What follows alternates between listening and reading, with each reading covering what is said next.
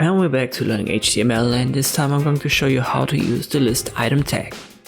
We've got it right here, and I've also created an unordered list, and this is where the list item tag is used. You can also use it for ordered lists, so let me create one, opening and closing tag, and in between we need our items, and these are defined by this LE tag. It has an opening and a closing, so don't forget the closing tag.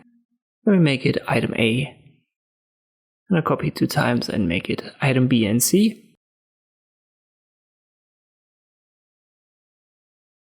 Let me save it and reload it.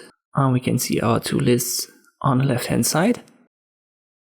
There's basically only one attribute that you can use that's related to the LE tag specifically, and that's the value. We give it a value of 7. But it only works for ordered lists. So if I add it to unordered lists, nothing's going to change. So in this specific case for this attribute, if you want to make it a value of C, it won't work that way. Instead, you'll have to use an attribute for the ordered list first and set this to a type of capital A, for example. Keep in mind that when you have the value set to C, it's not going to work either.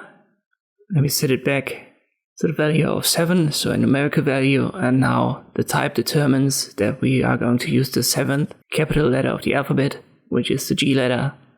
So this is the way this attribute is used for the LE tag. But that's about it. This is how I can use the LE tag in HTML. I hope this video was helpful. Thank you for watching, and I'll see you next time.